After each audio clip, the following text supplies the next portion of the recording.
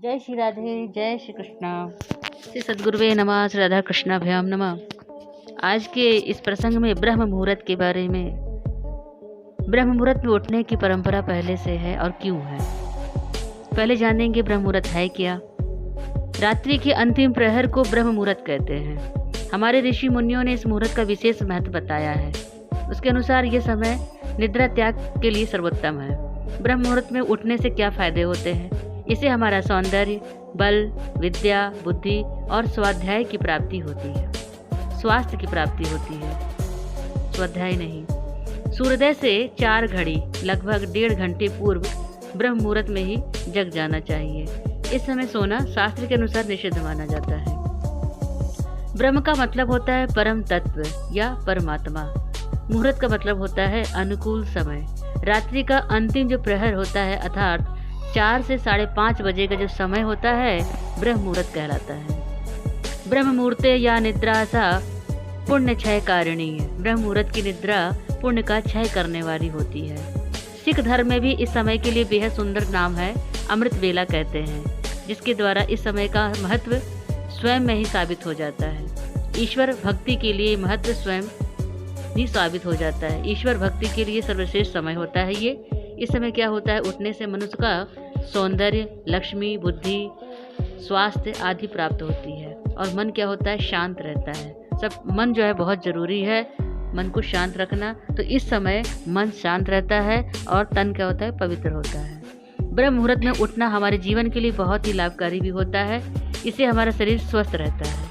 जो कहते हैं स्वस्थ शरीर में ही स्वस्थ मस्तिष्क का वास होता है। तो जब शरीर स्वस्थ रहेगा तो हर काम में सफलता मिलती है। तो दिन भर स्फूर्ति बनी रहती है। इससे स्वस्थ रहने और सफल होने का ये ऐसा फार्मूला है जिसमें खर्च कुछ नहीं होता है, केवल आलस छोड़ने की जरूरत होती है। पौराणिक महत्व भी है। वाल्मीकि रामायण के मुताबिक माता सीता को ढूंढते हुए श्री हनुमान जी ब्रह्म मुहूर्त में ही अशोक वाटिका पहुंचे, जहां उन्होंने वेद और यज्ञ के ज्ञाताओं का मत उच्चारण की आवाज सुनी थी। कर्ण कीर्ति मतिम लक्ष्मीम स्वास्थ्यामायुच्च विदन्ति ब्रह्मो मूर्ते संचाग्रंची व पंकज यथा। अर्थात ब्रह्म मुहूर्त में उठने से व्यक्ति को सुंदरता, लक्ष्मी, बुद्धि, स्वास्थ्य, आयु आदि की प्राप्ति होती है। ऐसा करने से शरीर कमल की तरह सुंदर हो जाता है। ब्रह्म मुहूर्त की और प्रकृति के साथ संबंध गहरा है।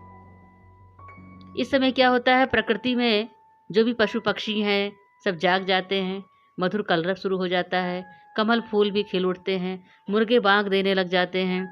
तरह तरह की प्रकृतियां ब्रह्म मुहूर्त में चैतन्य हो जाती हैं। ये प्रतीक है उठने जागने का। प्रकृति हमें संदेश देती है कि ब्रह्म मुहूर्त में उठने के लिए, इसीलिए मिलती है सफलता और समृद्धि। आयुर्वेद के अनुसार ब्रह्म मुहूर्त में उठकर टहलने से शरीर में संजीवनी शक्ति का संचार होता है। यही कारण है कि इस समय बहने वाली जो हवा होती है, वायु, अमृत तुल्य कहा गया है। इसके अलावा ये समय अध्ययन के लिए बड़ा सर्वोत्तम माना गया है, क्योंकि रात को आराम करने के बाद सुबह जब हम उठते हैं तो शरीर और मस्तिष्क में भी स्फूर्ति और ताजगी बनी रहती है। प्रमुख मंदिरों के पट भी ब्रह्म मुहूर्त में खोल दिए जाते हैं तथा भगवान का श्रृंगार और पूजन भी ब्रह्म मुहूर्त में ही किए जाने का विधान होता है। ब्रह्म मुहूर्त के धार्मिक, पौराणिक और व्यवहारिक पहलुओं और लाभ को जानकर हर रोज इस शुभ घड़ी में जागना शुरू कर देते हैं तो उसका रिजल्ट बेहतरीन निकलता है और हमें मिलता है। ब्रह्म मुहूर्त में उठने वाला व्यक्ति हमेशा सफल होता है, वो सुखी रहता है और समृद्ध होता है। क्योंकि इसका कारण है ये है कि जल्दी उठने से क्या होता है, दिन भर के कार्यों और योजनाओं को बनाने के लिए हमें पर्याप्त समय मिल जाता है। जो हम कहते हैं हमारे पास समय नहीं है, इसी वजह से है कि देर से उठते हैं, हर काम हमारे टाइम से नहीं हो पाता है। तो शारीरिक और मानसिक रूप से स्वस्थ रहने वाला हर व्यक्ति सुखी और समृद्ध हो सकता है।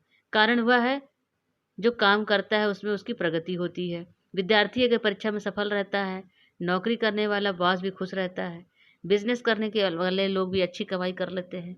बीमार आदमी की आय तो प्रभावित होती है, अगर बीमार रहेंगे तो खर्चे खर्चे होते हैं।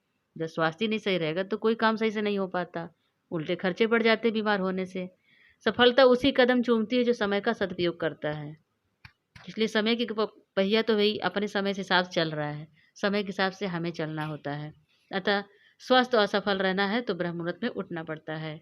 ये वैदिक और शास्त्रों में भी कहा गया है। वेदों में भी ब्रह्म मुहूर्त उठने का फायदा और महत्व ये है, उससे लाभ होंगे उसका होते हैं और उसका उल्लेख इन चर्चा में है। कहते हैं ऋग्वेद में सुवीरा ऋग्वेदा 1/125/1 में अर्थात सुबह सूर्य उदय होने से पहले उठने वाले व्यक्ति का स्वास्थ्य हमेशा अच्छा रहता है, इसीलिए बुद्धिमान लोग इस समय को व्यर्थ नहीं गंवाते हैं।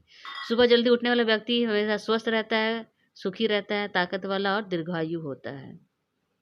भगः सामवेद 35 में अर्थात व्यक्ति को सुबह सूर्योदय से पहले शौच और स्नान कर लेना चाहिए। इसके बाद भगवान की पूजा अर्चना करना चाहिए। इस समय की शुद्ध और निर्मल हवा से स्वास्थ्य और संपत्ति की वृद्धि होती है। अर्थवेद में 7/16/2 अर्थात सूरज उगने के बाद जो नहीं उड़ते हैं या जागते हैं उनका तेज समाप्त हो जाता है, खत्म हो जाता है।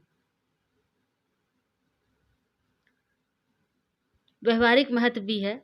व्यवहारिक रूप से अच्छी सेहत, ताजगी और ऊर्जा पाने के लिए ब्रह्म मुहूर्त बेहतर समय होता है, क्योंकि रात की नींद के बाद पिछले दिन की शारीरिक और मानसिक थकान उतर जाने पर दिमाग शांत और स्थिर रहता है। वातावरण, हवा भी स्वच्छ होती है। ऐसे में देव उपासना, योग साधना, पूजा तन, मन और बुद्धि को पुष्ट करती है। अगर जो घड़ी के हिसाब से अगर हम अपना कार्यक्रम चालू करें, शारीरिक जो दिनचर्या का है, दैविक घड़ी पर, जैविक घड़ी पर आधारित शारीरिक जो दिनचर्या है, जो उसका वर्णन इस प्रकार से कर सकते हैं। प्रातः 3 से 5 बजे इस समय क्या होता है, जो हमारी जीवनी शक्ति होती है वो फेफड़ों में होती है। थोड़ा गुनगुना पानी पीकर खुली हवा में घूम ले तो प्राणायाम करना। इस समय दीर्घ श्वसन करने से फेफड़ों की जो कार्य क्षमता होती है खूब विकसित होती है। उन्हें शुद्ध वायु, ऑक्सीजन और ऋण आयन विपुल मात्रा में मिलने से शरीर स्वस्थ और स्फूर्तिमान होता है। ब्रह्म मुहूर्त में उठने वाले लोग बुद्धिमान होते हैं, उत्साही होते हैं और सोते रहने वालों का जीवन निस्तेज हो जाता है। जब प्रातः 5 से 7 के बीच में जो क्या होता है, जीवनी शक्ति हमारी विशेष रूप से आंत में होती है।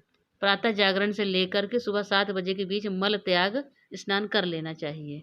सुबह 7 के बाद जो मल त्याग करते हैं उनकी आंतें जो है मल में से त्याज द्वादांश का शोषण कर मल को सुखा देती है। इसलिए हर किसका एक टाइम होता है, तो शरीर के अंदर जो भी पार्ट्स होते हैं वो टाइम से काम करते हैं। अब उस टाइम के हिसाब से हम अगर काम नहीं करते हैं तो ही हमें प्रॉब्लम, परेशानियाँ आती हैं, जिसमें हम सफल नहीं हो पाते हैं। तो अब देखिए, सुबह 7 के बाद जो मल त्याग करने से क्या होता है, आते मल में ही क्या हो जाती है, त्याज द्वादंश का शोषण करके मल को सुखा देती है। जब मल सूख जाएगा तो कब्जियत हो जाती है और कई प्रकार के रोग उत्पन्न कर देते हैं। प्रातः 7 से 9 के बीच में जीवनी शक्ति विशेष रूप से आमाशय में होती है। ये समय भोजन के लिए उपयुक्त होता है। इस समय पाचन रस अधिक बनता है, तो भोजन के बीच बीच में गुनगुना पानी अनुकूलता के अनुसार घूट घूट में पीना चाहिए। प्रातः 11 से 1 इस समय जीवनी शक्ति होती विशेष रूप से हमारे हार्ट में होती है, हृदय में होती है। और दोपहर 12 बजे के आसपास मध्याह्न में संध्या आराम करने की हमारी संस्कृति में विधान होती है, इसीलिए भोजन वर्जित है। इस समय तरल पदार्थ ही ले सकते हैं, जैसे कि मट्ठा पी सकते हैं, दही पी सकते हैं, खा पी सकते हैं। जो भी पानी से संबंधित जो चीज़ें हैं उसको हम तरल रूप में जो है सेवन कर सकते हैं। दोपहर 1 से 3 बजे के बीच में हमारी जीवन शक्ति होती है, जीवनी शक्ति छोटी आंत में होती है। इसका जो कार्य होता है वो आहार से मिले पोषक तत्वों का अवशोषण करके व्यर्थ पदार्थों को बड़ी आंत की ओर ढकेल देता है। भोजन के बाद प्यास अनुरूप पानी पीना चाहिए। इस समय भोजन करने और सोने से पोषक आहार रस के शोषण में अवरोध उत्पन्न करता है और शरीर रोगी और दुर्बल हो जाता है। दोपहर 3 से 5 के बीच में हमारी जीवनी शक्ति विशेष रूप से मूत्राशय में होती है। 2 से 4 घंटे पहले पिए पानी से इस समय मूत्र त्याग की प्रवृत्ति होती है। शाम को 5 से 7 के बीच में क्या होती है, जीवनी शक्ति विशेष रूप से गुर्दे में हो जाती है। इस समय हल्का भोजन करना चाहिए। शाम को सूर्यास्त से 40 मिनट पहले भोजन कर लेने का नियम है और उत्तम भी माना गया है। सूर्यास्त से सूर्य उदय जब अस्त हो जाए तो 10 मिनट पहले ही क्या करना है, 10 मिनट के बाद, 10 मिनट पहले और 10 मिनट के बाद तक संध्या काल भोजन करना वर्जित माना गया है, नहीं करना चाहिए, क्योंकि भोजन विष हो जाता है। समय शाम को भोजन के 3 घंटे बाद दूध पी सकते हैं। देर रात को किया गया भोजन सुस्ती लाता है और अनुभव गम्य है। रात्रि के 7 से 9 के बीच में इस समय हमारी जीवनी शक्ति विशेष रूप से मस्तिष्क में होती है, दिमाग में होती है। तो इस समय मस्तिष्क विशेष रूप से सक्रिय रहता है, एक्टिव रहता है माइंड बिल्कुल। तो उठने प्रातः काल के अलावा इस काल में जो पढ़ा हुआ जो भी पाठ रहता है वो जल्दी याद हो जाता है, इसलिए माइंड एक्टिव है। और आधुनिक अन्वेषण में से भी इसकी पुष्टि होती है। रिसर्च के अनुसार से भी कहा गया है 7 से 9 के रात्रि के बीच में हमारा माइंड हमेशा एक्टिव रहता है। तो इसी दौरान जो भी पढ़ने का काम है करना चाहिए। याद करने की चीज़ें जो हैं जल्द स्मरण होती हैं। रात्रि के 9 से 11 के बीच में जीवनी शक्ति विशेष रूप से रीढ़ की हड्डी में स्थित मेरुरज्जु में होती है। तो इस समय जो पीठ के बल या बाईं करवट लेकर विश्राम करने से मेरुरज्जु को प्राप्त शक्ति को ग्रहण करने में मदद मिलती है। इस समय की नींद होती है सर्वाधिक विश्रांति प्रदान करती है। इस समय का जागरण शरीर और बुद्धि को थका देता है। यदि इस समय भोजन किया जाए तो सुबह तक जठर में पड़ा रह जाता है, पचता नहीं है। तो उसे कहते हैं ना गैस बन के खाना नहीं हजम हो, इसी वजह से जो देर से हम भोजन करते हैं टाइम से बेटाइम। और उसके सड़ने से क्या होता है, हानिकारक द्रव पैदा होता है जो अम्ल एसिड के और आंतों में जाने से रोग उत्पन्न करते हैं। इसीलिए इस समय भोजन करना खतरनाक होता है। रात्रि के 11 से 1 के बीच में हमारी जीवनी शक्ति क्या होती है, विशेष रूप से पित्ताशय में हो जाती है। तो इस समय का जागरण जो है पित्त विकार, अनिद्रा, नेत्र रोग उत्पन्न करता है और बुढ़ापा जल्दी लाता है। इसी में नई कोशिकाएं बनती हैं। रात्रि के 1 से 3 के बीच में हमारी जीवनी शक्ति विशेष रूप से लीवर में होती है। अन्न का सूक्ष्म पाचन करना ये यकृत का काम होता है। इस समय जो है जागरण यकृत लीवर पाचन तंत्र को बिगाड़ देता है, इसलिए जगना नहीं चाहिए इतने टाइम। इस समय यदि जगते रहेंगे तो शरीर जो है नींद के वशीभूत होने लगता है और दृष्टि मंद होने लगती है और शरीर की जो भी पत्रिकाएं होती हैं वो मंद हो जाती हैं। अतः इस समय सड़क दुर्घटनाएं अधिक होती हैं। ऋषियों और आयुर्वेदाचार्यों के बिना भूख लगे भोजन करना वर्जित बताया जाता है। अतः प्रातः एवं शाम के भोजन की मात्रा ऐसी रखनी जिससे कि ऊपर बताए भोजन के समय से खुलकर भूख लगे। और ज़मीन पर बैठ के ही हमें सुखासन में बैठ के ही भोजन करना चाहिए। टेबल कुर्सी जो मेज आजकल बने हैं वो सही नहीं होता है। कारण कि आसन में मूलाधार चक्र जो है सक्रिय होने से जठरांगनियाँ प्रदीप्त रहती हैं और कुर्सी बैठ कर भोजन करने से क्या होता है, पाचन शक्ति कमज़ोर हो जाती है। और खड़े होकर जो भोजन करने का जो बिल्कुल नियम गलत है, नहीं करना चाहिए। जो बफर सिस्टम आजकल शादी में चला है ये सिस्टम सही नहीं है। क्योंकि पृथ्वी का क्या होता है, चुंबकीय क्षेत्र का लाभ हमें मिल नहीं पाता है ऐसे में। सिर पूर्व और सोने के लिए जो सिस्टम है, टाइम है, जो दिशा है वह सिर पूरब की तरफ दक्षिण दिशा में करके ही सोना चाहिए, अन्यथा अनिद्रा जैसी तकलीफें होती हैं। शरीर की जैविक घड़ी को ठीक ढंग से चलाने के हेतु रात्रि को बत्ती बंद करके सोना चाहिए। शोध ये सब शोध चौंकाने वाले तो हैं। देर रात तक कार्य या अध्ययन करने से, बत्ती चालू रख देने सोने से जैविक घड़ियां निष्क्रिय होकर भयंकर स्वास्थ्य संबंधी क्या करती हैं, हानि में पहुंचाते हैं। इसलिए लाइट बंद करके सोना चाहिए। कम बिल्ड 0 जो वाट वाला होता है वो लाइट होनी चाहिए, तेज नहीं। अंधेरे में सोने से ये जैविक घड़ी ठीक ढंग से चलती हैं। आजकल पाए जाने वाले अधिकांश रोगों का कारण क्या है, हमारी अस्त व्यस्तता। जो भी हमारे शरीर के अनुसार जो घड़ी काम करती है, अंदर का सिस्टम, उसके हिसाब से हम काम नहीं करते हैं, न खाते हैं न पीते हैं। अस्त व्यस्त दिनचर्या होने की वजह से सारी रोग परेशानियां बीमारियां आती हैं, जिससे हमारे हर काम में बाधा करती है। तो हमें अपनी दिनचर्या शरीर के दैविक घड़ी के अनुरूप ही बनाए रखना है। तो शरीर के विभिन्न अंगों की सक्रियता हमें अनायास ही फायदे देंगे, लाभ देंगे, मिलेगा। इस प्रकार से थोड़ी सजगता अगर हम करते हैं तो हमारा शरीर स्वस्थ रहेगा और स्वस्थ शरीर में ही स्वस्थ मस्तिष्क का वास होता है और हर क्षेत्र में सफलता हमें तभी मिल पाएगा। तब तक के लिए आप सभी को बहुत बहुत धन्यवाद तो समय देने के लिए। जय श्री राधे, जय श्री कृष्णा, जय जय राधे।